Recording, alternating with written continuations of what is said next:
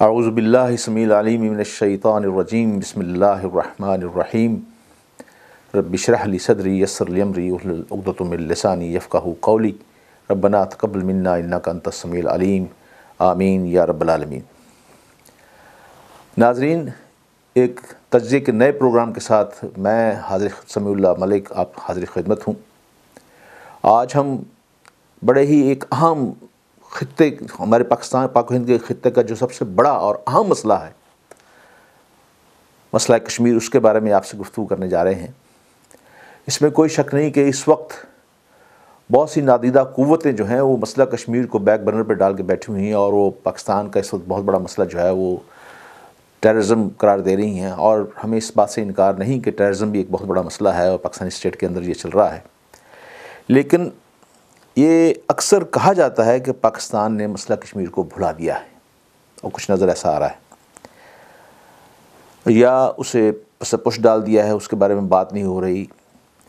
اور یہ حقیقت، دراصل یہ حقیقت نہیں ہے۔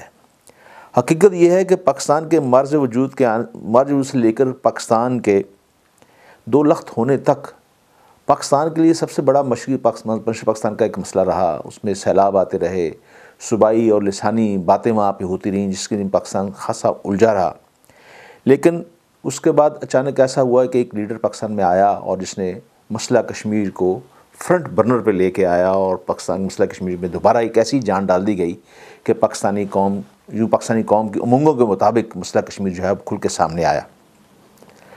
اور آپ نے یہ دیکھا کہ جب مسئلہ کشمیر نے ایک بہت طول پکڑا، اور ہندوستان جو اس بات پہ ہندوستان کو پتہ چل گیا کہ کشمیر میں بہت زیادہ جو ہے حالات خراب ہو رہے ہیں، اور آپ کو یہ بھی پتہ ہے کہ 1965 کی جنگ جو ہے وہ مسئلہ کشمیر کے حوالے سے ہی شروع ہوئی تھی، اور اس میں مسئلہ کشمیر کے حوالے سے ہی اس مسئلہ 65 کی جنگ میں اللہ تعالیٰ نے پاکستان کی افواج اور عوام کو بہت سرخروئی عطا فرمائی اور فتح بھی ہوئی۔ لیکن ہماری بدنصیبی یہ ہے کہ ہم نے وہ جنگ تاشکند کی میز پہ مذاکرات میں جا کے ہار دی، اور شاستری جو کہ ایک شکست خوردہ ملک کا رہنما بن کے وہاں پہنچا، وہ ایوب خان جو فاتح تھا اس جنگ کا، وہ تاشکند کی میز کے اوپر اپنی جنگ ہار گیا۔ اور یہی وجہ ہے کہ اس کے بعد جب 1971 کے اندر جنگ ہوئی تو مشرقی پاکستان کے اندر جو اسی 65 کے بعد ہی مشرقی پاکستان کے اندر علیحدگی کے جراثیم جو ہے وہ انہوں نے بونے شروع کر دی، اور علیحدگی فصل بونی شروع کر دی، اور وہاں پہ بدنصیبی سے ہندوستان کو اپنے ایسے کرندے بھی مل گئے جن کے توسط سے انہوں نے مشرقی پاکستان کے اندر اور اپنے پروگرام کو جاری و ساری رکھنے کے لیے، اور مشرقی پاکستان کو الگ کرنے کے لیے اور پاکستان کو اور دو لخت کرنے کے لیے انہوں نے اپنا ایک جامع منصوبہ بنایا، اور جامع منصوبے کے لیے انہوں نے بنگلہ دیش کی ایک پارٹی کو منتخب کیا، اس کے لیڈر کو منتخب کیا، اور باقاعدہ طور پہ نہ صرف اسے پروان چڑھایا بلکہ اسے مالی اور عسکری ہر طرح کی اسے مدد بھی فراہم کی۔ ہم سب لوگ اس پارٹی اور اس کے سربراہ کو بھی جانتے ہیں۔ آج اسی پارٹی کی بنگلہ دیش کے اندر حکومت بھی ہے، اور اس پارٹی کا اب بھی پاکستان کے بارے میں وہی رویہ ہے جو کہ پہلے تھا، نہ کہ لیکن اب بہت سی تعداد ایک ایسی ہے جو کہ مشرقی پاکستان کے لوگوں کو ریئلائز ہو گیا ہے کہ ان سے غلطی ہوئی تھی، لیکن اس وقت حکومت کے شکنجے میں وہ پھنسے ہوئے ہیں۔ لیکن آپ یہ دیکھیں کہ 1971 کے جنگ کے اندر پاکستان کو دو لخت کرنے کے بعد آپ کو یاد ہوگا کہ اندرا گاندھی نے ٹی وی پہ دنیا عالمی ذرائع ابلاغ کے سامنے آ کے اس بات کا بڑے تکبر کے ساتھ اعلان کیا تھا کہ ہم نے 1000 سال کا بدلہ لے لیا۔ گویا مسلمان جو کہ ہندوستان کے اندر جنہوں نے 1000 سال حکومت کی تھی، بنیے کو اس بات کا بھی بڑا دکھ تھا، اور انہوں نے اس بات کا برسر عام اعلان کیا کہ ہم نے 1000 سال کا بدلہ لیا، اور ہم نے نظریہ پاکستان کو خلیج بنگال میں ڈبو دیا۔ اور اس کے بعد یہ دیکھیے کہ جب پاکستان دو لخت ہوا تو پاکستان نے یہ کیا کہ پاکستان نے اپنی جو دفاعی حکمت عملی تھی اس کو تبدیل کیا، اور ہندوستان جو کہ ایک ایٹمی قوت بن گیا تھا اس کے جواب میں پاکستان بھی ایک ایٹمی قوت بن گیا۔ پاکستان جب ایٹمی قوت بنا تو پھر اس بعد لوگوں نے یہ تصور کر لیا کہ اب دونوں ملکوں کے ایٹمی قوتیں بن چکے ہیں، اب دونوں یہ جنگ سے گریز کریں گی اور جنگ نہیں کریں گی، کیونکہ ایٹمی جنگ کے نتیجے میں دونوں ملک تباہ و برباد ہو سکتے ہیں، بلکہ صفحہ ہستی سے مٹ سکتے ہیں۔ کہ دونوں کی اس وقت ایٹمی جو حیثیت ہے، ایٹمی جو قوت ہے، وہ اس پیمانے پہ ہے۔ لیکن آپ جانتے ہیں کہ اس کے باوجود کارگل کے اندر یہ جنگ ہوئی، اور کارگل کے اندر جنگ ہوئی، اس نے یہ ثابت کر دیا کہ چاہے دونوں ملک ایٹمی ہوں، لیکن ایٹمی قوت ہوتے ہوئے بھی کسی نہ کسی ایشو کے اوپر جنگ ہو جاتی ہے اور ہوتی ہے، اور لیکن جنگ ہو سکتا ہے لمبی جنگ ہو جائے۔ آپ دور نہ جائیں، آپ امریکہ کو دیکھیں کہ 2001 کے اندر وہ افغانستان کے اندر آیا تھا اور آج تک لڑ رہا ہے۔ روس نے بھی ایک لمبی جنگ کی جنگیں ہو رہی ہیں، لیکن یہ ہے کہ امریکہ بھی ایک ایٹمی قوت ہے.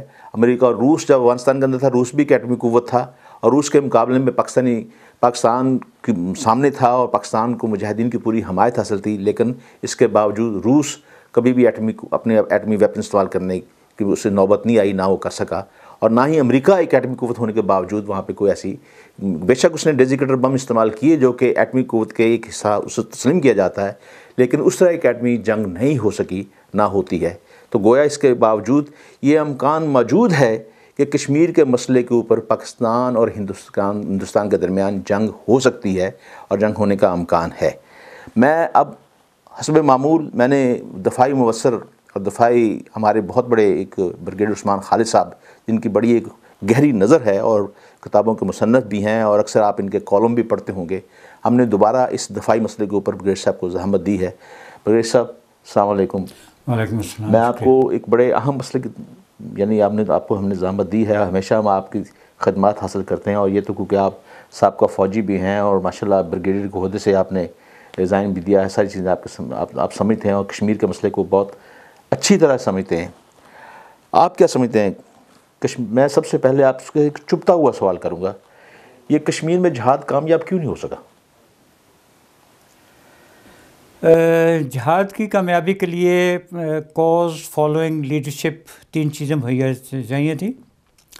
کاز ہمیں ہمیشہ ہمارے پاس موجود تھا، کشمیر کی آزادی، اور وہ کشمیریوں نے ہمیں کبھی بھولنے نہیں دیا، اور ہم نے اپنے دل سے کبھی بھلایا نہیں. جہاں تک فالوئنگ کا تعلق ہے، اس کی فالوئنگ ہمارے پنجاب اور KPK میں فل فالوئنگ ہے. جہاں تک ان لوگوں کا تعلق ہے، یہ کشمیر کے ساتھ، کشمیریوں کے ساتھ، اور کشمیر کو اپنا انٹیگرل پارٹ سمجھتے ہیں، اور اس کے لیے ہر قربانی دینے کے لیے تیار ہیں. لہٰذا اس کے لیے ایک فالوئنگ پاکستان میں بھی موجود ہے.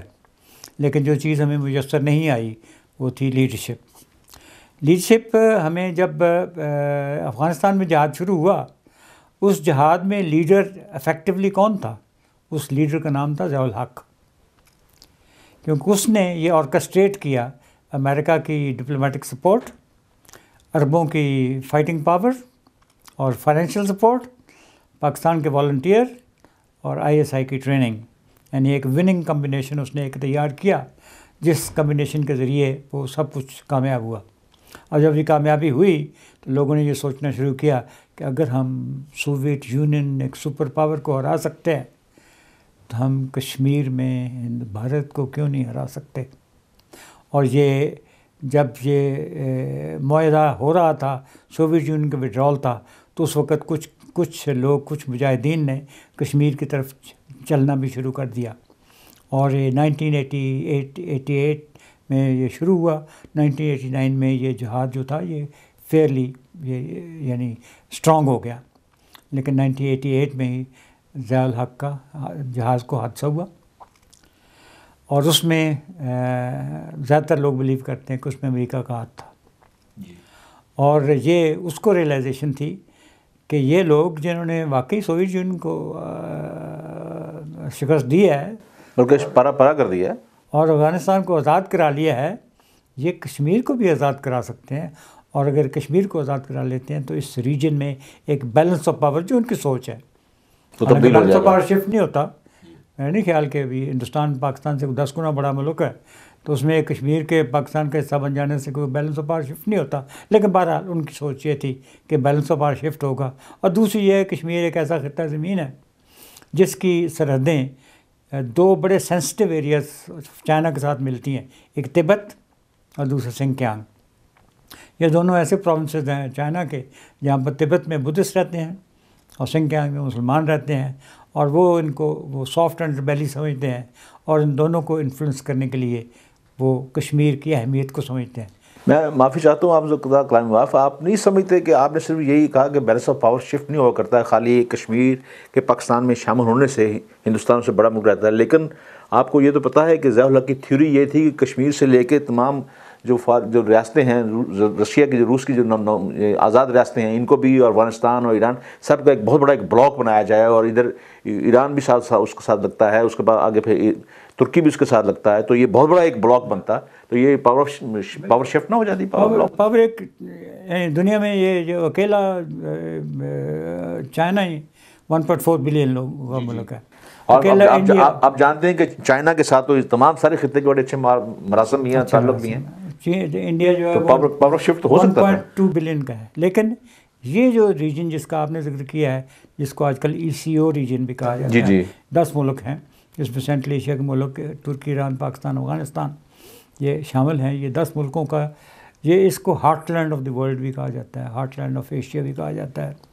اور مکنڈر کی تھیوری بھی ہے, he who controls the heartland will rule the world. تو لہٰذا یہ اس قسم کی باتیں ہوتی رہتی ہیں. لیکن میں یہ کہتا ہوں کہ یہ آج کل کے زمانے میں یہ 19ویں سینچری کی یہ تھیوریاں ہیں. آج کل کے زمانے میں لوگ یہ جو امپیریل سوچیں جو تھیں وہ ایک قسم کی ناکام ہو چکی ہیں. اور جو بھی اس امپیریل ٹرم میں سوچتا ہے وہ جو ہے وہ کسی جگہ نہیں پہنچتا. لیکن وہ جو اپنی آزادی کے ٹرم میں سوچتے ہیں وہ کس جگہ پہنچ جائیں گے. ہم اس وقت یہ لوگ ہیں یہ سب نئے آزاد ہوئے ملک ہیں. یہ 6 سوویت یونین کی ریپبلک, افغانستان ابھی آزاد ہوا ہے, ابھی تک پوری طرح آزاد نہیں ہوا. ایران کو ابھی تک خطرہ ہے, پاکستان کو خطرات ہیں انڈیا سے, ایران کو امریکہ سے اور اسرائیل سے, اور سوائے ترکی کے جو کہ کہا جا سکتا ہے کہ اس کو کسی کی طرف سے خطرہ نہیں ہے. 10 ملکوں میں 9 ملک جو ہے یہ خطرات سے گھرے ہوئے ملک ہیں. لہٰذا ان کا اتحاد ایک نیچرل بھی ہے, فطری اتحاد بھی ہے, اس کی ضرورت بھی ہے. لہٰذا یہ اتحاد جو ہے یہ مرز وجود میں آ جائے گا, یہ آنا ہی ہوگا. لیکن اس کو مرز وجود میں آنے کے لیے کسی ملک کو کوئی اکمپلشڈ ملک بننا پڑتا ہے. یعنی جب اس ملک میں ان سارے 10 ملکوں میں سب سے بڑا ملک پاکستان ہے. اس کی 180 ملین آبادی ہے. ایریا میں سب سے بڑا نہیں ہے, ایریا میں سب سے بڑا قزاقستان ہے, لیکن پاپولیشن میں سب سے بڑا ملک یہ ہے. یہ بڑا کمپیکٹ ایریا ہے. ان کی ہسٹری ایک ہے, ملک 10 ہیں لیکن زبانیں صرف 3 ہیں. لہٰذا ایک نیچرل الائنس ان کا بنتا ہے. اور اس سے دنیا میں ایک ورلڈ بیلنس آف پاور تو تبدیل ہو نہ ہو, لیکن ریجن میں مسلمانوں کی اہمیت ضرور بڑھے گی. لیکن یہ آپ دیکھیں یہ سارے ممالک لینڈ لاک ہیں اور بندرگاہ تو پاکستانی کی جو سارے استعمال آسانی سے کر سکتے ہیں. تو یہ نیچرل الائنس ہے. یعنی ایک لینڈ لاک ہونے کی وجہ سے بہت سی وجوہات ہیں جو کہ ڈسکس کی جا سکتی ہیں. لیکن یہ جو سوچ تھی کہ کشمیر کے لینے سے صرف یہ بیلنس آف پاور چینج ہو جائے گا, دس از بٹ فار فیشڈ. لیکن چونکہ امریکہ کا خیال جو ہے وہ چائنا کے گھیرا ڈالنا, محاصرہ کرنا ہے, لہذا اس محاصرے کے لیے کشمیر کی بہت اہمیت ہے کہ یہ وہ چونکہ اس کی بارڈر جو ہے تبت اور سنکیانگ کے ساتھ ملتی ہے, اس وجہ سے اس کو وہ اہمیت کا حامل سمجھتا ہے. کسی اور اس وجہ سے نہیں کہ بیلنس آف پاور چینج ہو جاتا. لیکن یہ بتائیے بریر صاحب کہ افغانستان سے جب امریکہ کا انخلا ہوگا تو کیا اس کے بعد کشمیر کی آزادی کے لیے کچھ حالات سازگار ہوں گے, اور کیا اس ماں کو تحریک چلنے کا امکان ہے؟ امریکہ نے وہاں سے نکل جانا ہے, لیکن وہاں پر وہ اپنی فورسز چھوڑنے کی کوشش کرے گا, اور میرا خیال یہ ہے کہ وہ اس کوشش میں کامیاب ہو جائے گا. وہ یہ بھی کوشش کرے گا کہ جہاں پر جو پیچھے حکومت چھوڑ کے جائے اس میں وہ طالبان کے وہ ایلیمنٹس جو کہ لبرل کہلاتے ہیں, ہاں, جو کہ ان کے ساتھ بات کرنے کے لیے تیار نہیں, یا جو بھی آپ کہہ لیں ان کو, یعنی وہ جو ان کے ساتھ گفتگو کرنے کے لیے تیار نہیں, راضی نہیں ہوئے, ان کو ایکسکلوڈ کر لیا جائے. تو وہاں پر ایک قسم کی پپٹ جیم, یعنی وہ زرداری, اگر زرداری کہہ رہا ہوں کرزئی بھی جائے تو اس کی جگہ ان کو دوسرا یا تیسرا کرزئی مل جائے, کرزئی ان کو ضرورت ہوگی. جی ابھی سوال یہ پیدا ہوتا ہے کہ وہاں پر کرزئی مارک 1 پارٹ 2 یا مارک 3 ہو تو اس سے امریکہ کو کیا فائدہ ہے, پاکستان کو کیا نقصان ہے, اور دنیا کے اوپر کیا فرق پڑے گا. میں کہا امریکہ کو کوئی فائدہ نہیں ہے, کیونکہ امریکہ کو فائدہ یہ ہوا کہ اگر وہ ایک اپنا کوئی اسٹریٹجک آبجیکٹو ان کے ذہن میں ہو. میرے خیال میں اسٹریٹجک آبجیکٹو جو ہم امریکہ کے ساتھ شیئر کرتے ہیں وہ یہ ہے کہ سینٹرل ایشیا کے ریسورسز جو ہیں وہ ایسٹ کی طرف تو جا سکتے ہیں, چائنا کی طرف, ویسٹ کی طرف, روس کی طرف جا سکتے ہیں, ساؤتھ کی طرف نہیں آ سکتے. اور اگر ساؤتھ کی طرف آ سکیں تو ہمارے لیے بھی اچھا ہے, ان ملکوں کے لیے بھی اچھا ہے کہ ان کے پاس تیسری آپشن ہو جائے گی. اور اس کے لیے, اس کام کے کرنے کے لیے, جیسے ہمیں جب افغانستان کو آزاد کرانا تھا تو ہمیں امریکہ کی سپورٹ کی ضرورت تھی، اس کے بغیر شاید افغانستان آزاد نہ ہوتا. اس طریقے سے سینٹرل ایشیا کی آزادی کو قائم رکھنے کے لیے بھی ہمیں امریکہ کی ایک سپورٹ کی ضرورت ہے، اور یہ امریکہ کے انٹرسٹ میں بھی ہے. اس لیے یہ ایک ہمارا ایک کامن انٹرسٹ امریکہ کے ساتھ سینٹرل ایشیا کی وساطت سے بنتا ہے. سر یہ بڑا ایک ریلیونٹ کویشچن آپ کی اسی یعنی امریکی افغانستان سے امریکی انخلا کے بارے کے ساتھ ایک بڑا اہم سوال جڑا ہوا ہے. پاکستان میں اب یہ خدشہ محسوس کیا جا رہا ہے کہ کہیں ایسا تو نہ ہوگا کہ نئی آنے والی حکومت پاکستان کے اندر جو منتخب ہونے والی حکومت ہے، کیا وہ بھی جنیجو جیسی غلطی تو نہیں دہرائیں گے افغانستان کے بارے میں؟ آپ کو یاد ہوگا کہ اس وقت بھی ہم نے ایک جیتی ہوئی جنگ ہار دی تھی، اور جنیجو نے مذاکرات کی ٹیبل کے اوپر جو تھی وہ ہار دی، جس کی وجہ سے جنید صاحب کو ضیاء الحق کو مجبوراً 58(2)B استعمال کر کے انہوں گھر بھیجنا پڑا. تو آپ اس کے بارے میں کیا رائے رکھتے ہیں؟ یہ آج کل جو بات چیت ہو رہی ہے وہ پاکستان میں وہ اینکرز اور ہماری ٹی وی اسکرینس کے اوپر وہ اسی قسم کی بات چیت ہے جو اس زمانے میں ہو رہی تھی. وہ یہ ہے کہ ہمارا کوئی تعلق نہیں ہے کہ افغانستان میں کون حکومت کرے، اور وہاں پر کمیونسٹ حکومت رہتی ہے یا کوئی اور رہتی ہے، ہمیں اس سے کیا فرق پڑتا ہے. لہٰذا انہوں نے اس وقت جب افغانستان سے سوویت یونین کا وڈرال ہوا تو ہم نے بالکل یہ انسسٹ نہیں کیا کہ یہاں پر ایک نئی گورنمنٹ بنائی جائے، اور نئی گورنمنٹ، اور یہ ISI کا خیال تھا کہ نئی گورنمنٹ بنائی جائے، اور جنید حکومت کا خیال تھا کہ ہمارا اس کے ساتھ کیا تعلق ہے. اور جیسے ہمارے جو اینکرز ہیں وہ بال بولتے ہیں کہ ہمارا کیا تعلق بنتا ہے کہ ہم کیا کہے کہ افغانستان میں کون حکومت کرے. یعنی ہمیں کوئی مداخلت کرنے کا حق، وہ تو یہ کہتے ہیں کہ ہمارا حق ہی نہیں ہے کہ افغانستان میں کیا جائے. میں یہ کہتا ہوں کہ یہ حقیقت یہ ہے کہ افغانستان ہے سچ کو علیحدہ ملک یہ 1 سینچری پہلے بنا تھا.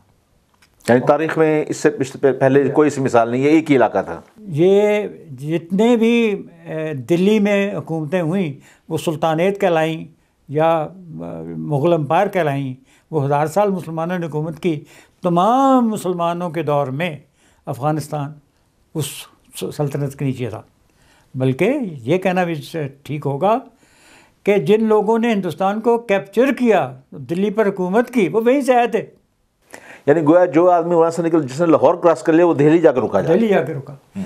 تو یہ صرف یہ تاریخ یہ نہیں ہے کہ افغانستان علیحدہ ملک چھوڑے، نہیں، یہی وہ لوگ ہیں سینٹرل ایشیا کے لوگ جنہوں نے پورے ہندوستان پہ حکومت کی. نو سر، ناٹ اونلی دیٹ.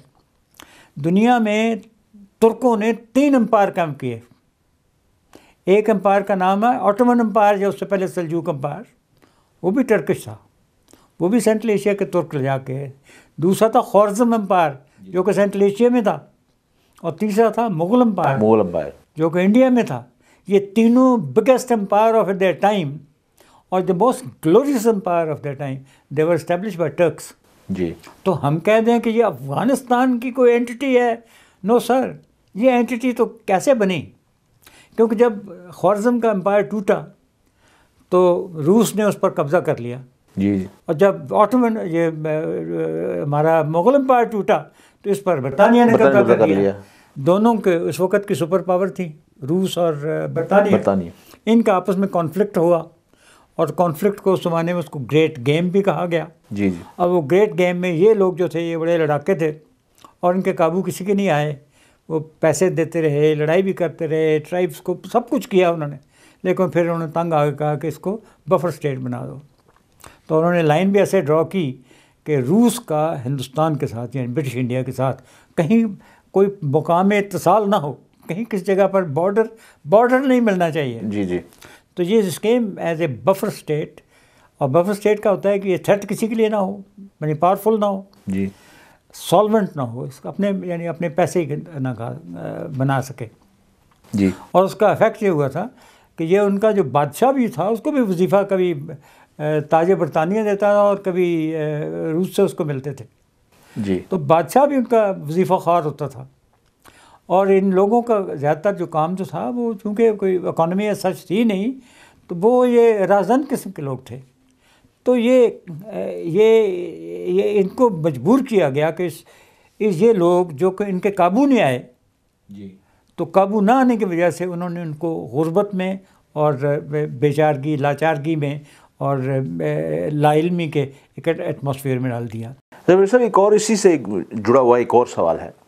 اب آپ جانتے ہیں کہ جب امریکہ وہاں سے جائے گا تو آپ تو یہ طرح سمجھیے کہ امریکہ اپنی باقیات وہاں پہ نہیں چھوڑے گا. یقینی بات ہے کہ جس طرح آپ نے کہا کہ کرزئی نمبر 2 اور 3 اس کے جو پپٹس ہوں گے اس میں چھوڑنے کی کوشش کی جائے. اور آپ یہ بھی جانتے ہیں کہ ہندوستان نے وہاں پہ اربوں خربوں روپے کی وہاں پہ انویسٹمنٹ کی ہے، اور ہندوستان آج کل اس پریشانی میں مبتلا ہے کہ اسے اس وقت جو ہے افغانستان سے اس کا کردار جو ہے تقریباً متروک کر دیا گیا ہے فی الحال، اور جس کا وہ بدلہ اور انتقام جو ہے وہ پاکستان سے لے رہا ہے، کیونکہ وہ پاکستان کو اس کو مورد الزام ٹھہراتا ہے. یہ بھی ایک آپ کو پتہ ہے ساری تاریخ کا. اور خیال یہ کیا جاتا ہے کہ طالبان وہاں پہ امریکہ کے جانے کے بعد کوئی مستحکم حکومت نہیں بنا سکیں گے. اگر انہیں کوئی حکومت ملی بھی تو کوئی چھوٹے علاقے پہ ملے گی، اور پھر ان قبائل کے اندر خانہ جنگی ہو جائے گی. جس طرح کہ آپ کو پتہ ہے کہ جب امریکہ گیا تھا اور روس جب نکلا اور امریکہ بھی چھوڑ کے چلا گیا تھا، پھر آپس میں خانہ جنگی رہی اور آج تک جو قائم چل رہی ہے. تو یہ بتائیے اگر ایسا سینیریو وہاں پہ پیدا ہو جاتا ہے پھر پاکستان کا کردار کیا ہونا چاہیے؟ یہ کسی نہ کسی ملک کو اس سچویشن پر کنٹرول رکھنا پڑے گا. جیسے کس زمانے میں جب روس اور برطانیہ کا مقابلہ ہوا تو برطانیہ نے اس پر کنٹرول کیا، اور برطانیہ نے اخیر میں فیصلہ کیا کہ ہم یہاں پر افغانستان میں ایک بفر اسٹیٹ بنانا چاہتے ہیں. ابھی پاکستان کو یہ فیصلہ کرنا ہے کہ ہم نے اس کو بفر اسٹیٹ نہیں بنانا، اس کو ہم نے برج بنانا ہے. یہ بیریئر سے اس کو ہم نے برج بنانا ہے ٹو سینٹرل ایشیا. اور اس چیز کو ہمیں پہلے تو ڈکلیئر کریں اور پھر اس کو پرسو کریں کہ ہم نے اس ایم کو پرسو کرنا ہے. اس ایم کو پرسو کرنے کے لیے سینٹرل ایشیا کے ملک جو کہ لینڈ لاکڈ ہے وہ اس میں آپ کے ساتھ کوآپریٹ کریں گے. اس کا افغانستان میں اس چیز میں افغانستان کو بہت فائدہ ہے، کیونکہ پھر اس کے ملک میں ریلوے لائن، سڑکیں اور تمام مواصلات کے ذریعے جو ہیں وہ پیدا ہوں گے، لوگوں کو آنے جانے کی سہولتیں میسر ہوں گی.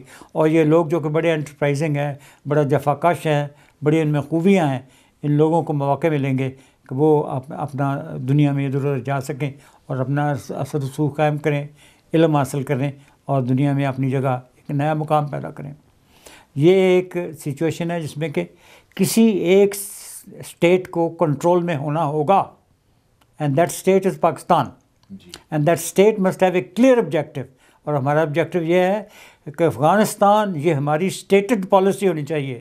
وی want Afghanistan to be a bridge between us and central Asia, not a barrier which it has been so far. یعنی آپ سمجھتے ہیں کہ افغانستان اور پاکستان ایک خطہ ہے، ایک ملک ہے، ایک اکائی ہے. جہاں تک یونین کا تعلق ہے وہ تو 10 ملک ایک اکائی ہیں جی. لیکن جہاں تک اس ملک کے یعنی افغانستان جو ہے، یہ سم ٹائمز یہ ہوتا ہے، جیسے سکھوں کی ایک اچھی مثال ہے. سکھوں نے بڑی 100 سال لڑتے رہے مغلوں کے ساتھ، اور گوریلا وارفیئر قسم کی چیز تھی. اکائی ان کے عددی اکثریت نہیں تھی، اور سب کچھ کرنے کے بعد انہوں نے ایک اسٹیٹ قائم کر لی. اور اسٹیٹ قائم کی تو ایک ہی راجا ان کا مہاراجا رنجیت سنگھ تخت پر قائم ہوا.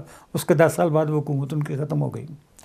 تو یہ جو آپ نے سوال پوچھا نا، کیا اس میں مستقل حکومت قائم کر سکیں یا نہیں، اس کا جواب یہ ہے کہ ہو سکتا ہے کہ ان کی نیچر بھی ویسی ہی ہو کہ یہ لوگ مستقل حکومت اپنے تئیں نہ بنا سکیں. اور پاکستان کے ساتھ ان کا، اور پاکستان کے ساتھ چونکہ ان کا چولی دامن کا ساتھ ہے، اسٹیٹ ان کی بھی پاکستان ہی ہے. اگر کوئی ان کے، یہ تو ایک پیریفری ہے نا اسٹیٹ، لیکن ان کی اسٹیٹ کون سی ہے؟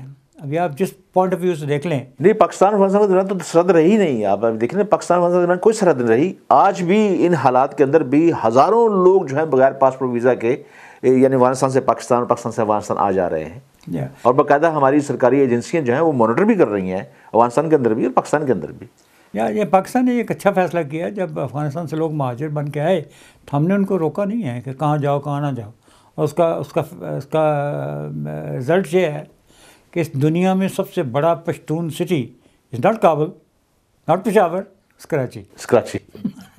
صحیح. سو چیزیں یہ پاکستان نے یہ کوئی ایسے کو کیلکولیٹ نہیں کیا تھا ایسے، لیکن یہ چیزیں ایسے ہو جاتی ہیں قدرت کی طرف سے یہ معاملہ. قدرت نے یہ کیا کیونکہ ہمارا جو جذبہ تھا وہ یہ تھا کہ ہم خلوص کے ساتھ ان کی مدد کر رہے تھے. ہماری جو خوبی ہے وہ ہمارا خلوص نیت ہے، اور ہماری جو بدقسمتی ہے کہ وہ یہ ہے کہ ہمارا دشمن بھی اور ہمارے اندرونی دشمن بھی وہ ہماری خلوص نیت پر ہی شک کرتے رہتے ہیں. اچھا میرے صاحب، وقت بڑی تیزی سے نکل رہا ہے اور سوالات، آپ کے سوالات سے پھر ایک نیا سوال نکل آتا ہے.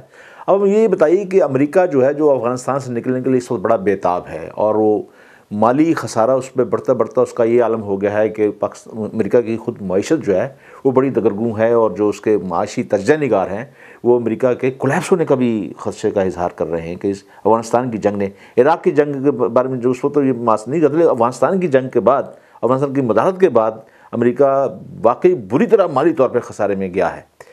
یہ بتائیے کہ آپ، امریکہ جو ہے وہاں سے جلدی نکلنے کے لیے طالبان سے مذاکرات کا خواہاں ہے، کبھی وہ قطر کے اندر، کبھی بحرین کے اندر، کبھی سعودی عرب کے اندر، کبھی ٹرکی کے اندر، ہر جگہ وہ ہاتھ پاؤں مار رہا ہے، لیکن طالبان ان کے ساتھ نہیں بیٹھ رہے، اور طالبان کی جو اپنی رائے ہے، طالبان وہ سمجھتے ہیں کہ امریکہ جو ہے مشروط چیزیں کرتا ہے، مذاکرات کی آڑ میں کچھ اور چیزیں بھی ان سے منوانا چاہتا ہے۔ اس سلسلے میں آپ پاکستان کو کیا مشورہ دیں گے کہ امریکہ اور طالبان کو اکٹھے بیٹھنے کے لیے، امریکہ کے انخلا کے لیے وہ ان دونوں کے درمیان کیا کوئی رول ادا کر سکتا ہے، یا کیا مشورہ دیں ان دونوں کو؟ پاکستان اور اس وقت افغانستان میں 3 غور طلب مسئلے ہیں۔ ایک تو یہ ہے ان کی فوجوں کا انخلا، وہ چونکہ طالبان بھی چاہتے ہیں اور تمام فورسز چاہتی ہیں کہ وہاں سے وہ پیسفلی نکل جائیں، کوئی نہیں چاہتا کہ ان کی اس میں کوئی رخنہ اندازی ہو، لہٰذا اس پر ایک انٹرنیشنل ایگریمنٹ ہو سکتا ہے جو کہ یونائٹڈ نیشنز کے ذریعے ہو سکتا ہے۔ دوسرا ایگریمنٹ جو ہے، جو کہ پچھلی دفعہ ہم نے نہیں کیا تھا، وہ یہ ہے کہ افغانستان جب ان کے انخلا کے بعد افغانستان کی کیا صورتحال ہوگی، جس پر کوئی ایگریمنٹ لاسٹ ٹائم نہیں ہوا تھا، وہ ابھی ہمیں اس کا ادراک ہونا چاہیے کہ یہ فیصلہ افغانستان کے لوگوں نے اور اس کے مسلم ہمسایوں نے کرنا ہے، کیونکہ وہ سب جو ہے وہ ان کا اس کے ساتھ تعلق ہے۔ ہمارے ملک میں پشتون رہتے ہیں تو وہاں پہ پشتون رہتے ہیں، تاجک بھی ہے، اوپر تاجکستان ہے، ازبک بھی ہیں، نیچے ازبکستان ہے، ترکمن بھی ہیں اور ساتھ ترکمنستان ہے، اور ہزارہ بھی ہیں اور ساتھ ایران ہے۔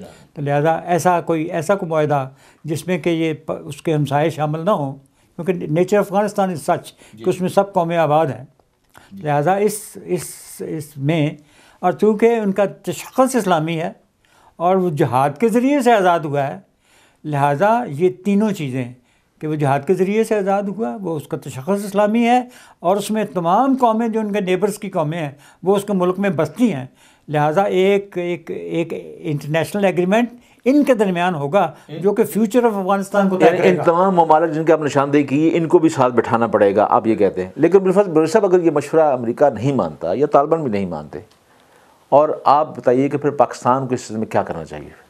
دیکھو آپ تو مشورہ دیتے ہیں نا، یہ تو پھر ان کی مرضی ہے، مرضی منے نہ منے۔ تو تیسرا ایگریمنٹ جو ضرورت ہے کہ پاکستان، یہ Afghanistan is not a solvent state, یہ can not earn its keep, یہ اتنے ٹیکس نہیں ریز کر سکتا کہ اس کی بنیاد کے اوپر یہ خود بخود یہ اپنے ملک کو چلا سکے، لہٰذا ایک تیسرا انٹرنیشنل ایگریمنٹ کی ضرورت ہے جس میں کہ افغانستان کو کس نے کیا ایڈ دینی ہے۔ میں یہ کہہ رہا ہوں کہ اگر یہ جو پہلا ایگریمنٹ اور تیسرا ایگریمنٹ ہے، یہ دو تو آسانی کے ساتھ ہو جائیں گے، کیونکہ اس کے لیے راہ ہموار ہوئی ہے اور اس کی بات چیت بھی ہو چکی ہے، لیکن یہ جو دوسرا ایگریمنٹ ہے کہ افغانستان کیسا ملک ہوگا، اس میں اگر ہم نے دوسروں کو انٹرفیئر کرنے کی اجازت دی اور اس میں اپنے مفادات کو اور اپنی آئیڈیالوجی کو، اپنے دین کو مد نظر نہ رکھا، تو پھر ہمارے ساتھ وہی ہوگا جو کہ پچھلی دفعہ جب سوویت یونین وڈرا ہوئی تھی، اس کے بعد خانہ جنگی سٹارٹ ہو گئی تھی۔ تو ابھی ہمارا مشورہ to government of Pakistan, to Taliban and to anybody who comes into power over there is کہ یہ بہت ضروری ہے کہ پاکستان، سارے ہمسائے اور افغانستان مل کے یہ فیصلہ کریں کہ آئندہ افغانستان میں کس قسم کی حکومت ہوگی، کون مل کے اشتراک عمل کیسے کریں گے۔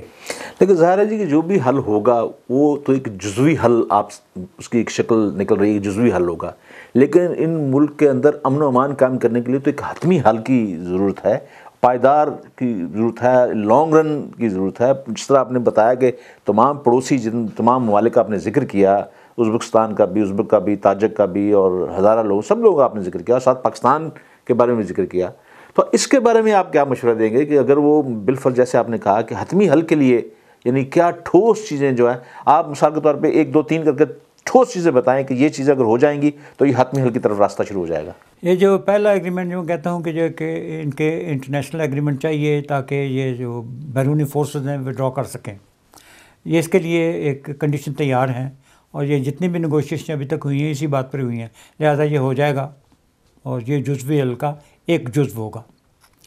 جہاں تک اس کو مدد دینے کا تعلق ہے، فائنینشیل اسسٹنس اس میں کچھ اور ملک، کوئی جاپان، کوئی چین، کوئی اس قسم کے اور بھی ملک شامل ہو جائیں گے جو کہ مدد دینا چاہتے ہیں، وہ بھی موسٹ ویلکم، وہ بھی ہو جائے گا.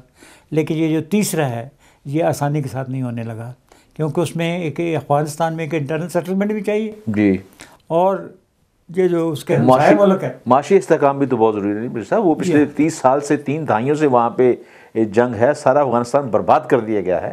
تو اس میں کسی نہ کسی کو ایک انٹلیکچوئل لیڈ بھی ہوتی ہے نا، وہ انٹلیکچوئل لیڈ پاکستان کو لینی ہے. اور یہ جو ہم اس وقت بات چیت کر رہے ہیں، اس بات چیت کے کرنے میں ہی ایک انٹلیکچوئل لیڈ ہے کہ ہم یہ کہہ رہے ہیں کہ یہ سب چیزیں جو ہیں یہ اشتراک عمل سے ہوں گی، کیونکہ یہ افغانستان کو ایسا ملک نہیں ہے جس میں کہ صرف ایک ہی قوم بستی ہو. اس میں بہت ساری قومیں بستی ہیں، سب مسلمان ہیں، اس لیے مسلمانوں کو مل کر اس مسئلے کو طے کرنا ہے. اچھا بڑے صاحب، آپ ایک فوجی ہیں، فوجی مبصر ہیں، فوج آپ کی اس خطے میں بڑی گہری نگاہ بھی ہے. اب میں بڑا چپتا ہوا ایک اور سوال آپ سے کرنا چاہتا ہوں. بتائیں کہ کیا افغانستان کے حتمی حل یا مکمل حل سے پہلے کشمیر کا مسئلہ حل ہو سکتا ہے؟ بالکل، نہ صرف ہو سکتا ہے بلکہ ہو سکتا ہے کہ یہ طریقہ بھی اس کا کوئی کشمیر کا مسئلے کا حل اگر پہلے ہو جائے تو اس میں بہت معاون ہوگا. نہیں، اس میں آپس میں تعلق کیا ہے؟ جو میں نے سوال کیا، افغانستان کا حل اور کشمیر کے حل، اس میں آپس میں اس میں کیا تعلق ہے آپس میں؟ آپ یہ سمجھتے ہیں کہ ہندوستان بھی تو یہ سمجھتا ہے کہ اگر افغانستان کا حل ہو جاتا ہے، افغانستان حتمی حل ہو جاتا ہے، تو یہ تمام حربی قوتیں جو ہیں وہ یہ کشمیر کا رخ کریں گی. اس کا جو جواب یہ ہے، اس لیے ایک ویژنری لیڈرشپ بہت امپورٹنٹ ہوتی ہے کہ یہ جو ملک جس کو ہم دورانی امپائر کہتے ہیں، جو کہ احمد شاہ ابدالی نے کہ وساطت سے مرز وجود میں آیا، یہ کون سا ملک تھا؟ یہ وہ خطہ زمین تھا آف دی مغل امپائر جس میں مسلمان میجورٹی میں تھے جی، اور اس میں کشمیر اس کا بڑا انٹیگرل پارٹ تھا جی. اور یہ جو نقشہ جو اس کے ابدالی کے امپائر تھا، اس میں افغانستان، پاکستان اور کشمیر شامل تھے. اس لیے پاکستان اور افغانستان کو اپنا یہ ایم بنانا ہے، یہ ان کا پرنسپل آبجیکٹو ہے کہ وہ کشمیر کو آزاد کرائیں، نہیں کیونکہ ان کی بھی تکمیل نہیں ہوتی. تو جو آپ مکمل حل کی بات کر رہے ہیں، اس مکمل حل میں کشمیر کی آزادی شامل ہے.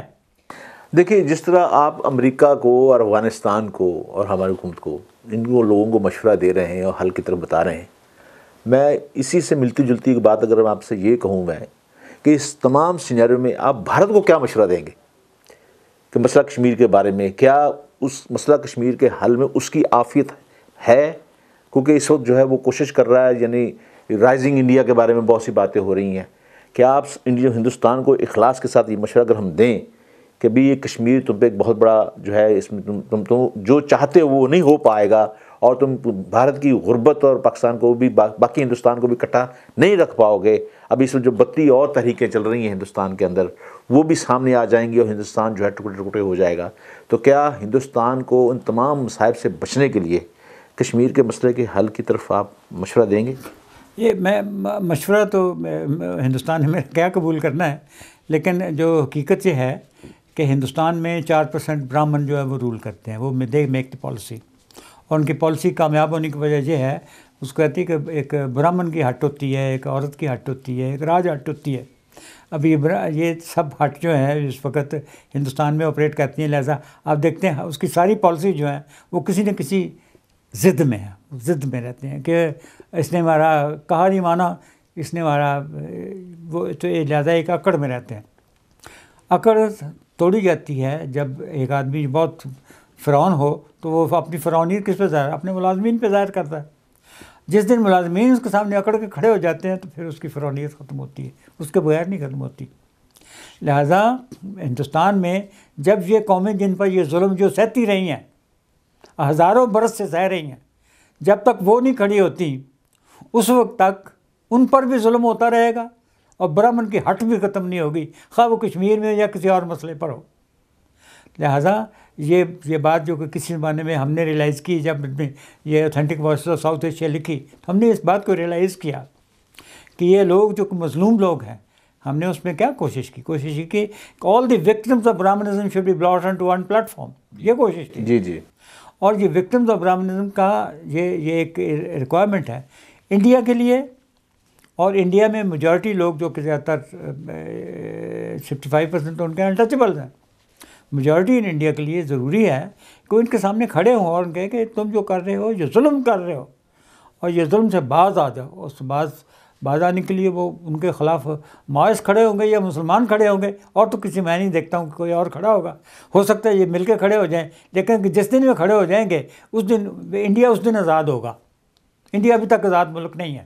بہت شکریہ برگیز صاحب، بہت بہت شکریہ. ناظرین، جیسے کہ آپ جانتے ہیں کہ آج ہم نے افغانستان کے بارے میں اور پاکستان کے جو خطے کے جو دوسرے ممالک ہیں ان کے بارے میں گفتگو کی. میں یہ تو نہیں کہتا کہ سیر حاصل گفتگو کی، لیکن یہ ہم کہہ سکتے ہیں کہ ہم نے سیر حاصل گفتگو کی طرف تعین کر دیا ہے.